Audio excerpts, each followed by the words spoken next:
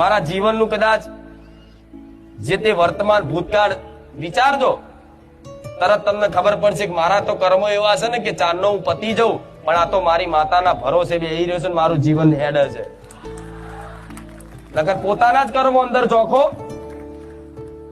આંખ બંધ કરીને અંદર જો, અંદરથી કદાચ અંતર રૂપી કદાચ હું માતા જ અંદરથી અવાજ કાઢીશ કે દીકરા જીવનમાં કેટલી ચોરીઓ કરી, કેટલા નેહાકા લીધા, કેટલાના પૈસા પડાયા, કેટલાના લૂંટ્યા, કેટલાનું અહિત કર્યું, કેટલાને બધું બહુ મારે અમુક વાતો તો એવી છે કે આવા જાહેર મંચમાં મારે કહેવાતી નહીં, પણ એવા એવા ખોટા કાર્યો તમે એવા કર્યા છે કે એની કોઈ હદ નહીં.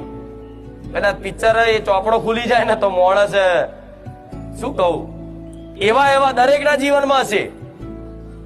અને મનુષ્યને પાપ કરવું, ખોટું કરવું એ તો મનુષ્યનો સ્વભાવ થઈ ગયો છે, પણ આ બધું તે કદાચ ભગવાન માફ કરવા તૈયાર છે, બધું જ. પણ એક વખત એના ભરોસે થઈ જવું પડે. અત્યાર સુધી જે કર્યું એ કર્યું, હવે પછી ખોટું કરવું નહીં. બસ એક વખત મને બચાવી લો.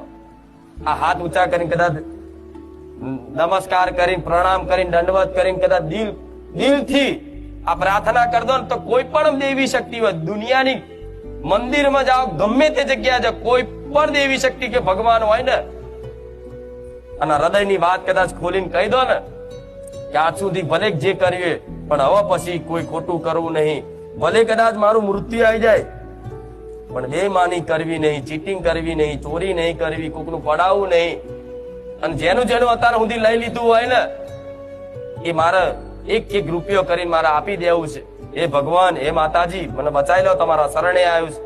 તો કદાચ દેવી શક્તિમાં એટલું સામર્થ્ય છે, કદાચ કાલ મરવાના હોય ને તો એ નવું જીવન એથી શરૂઆત કરવું. એ મેલડી માતા.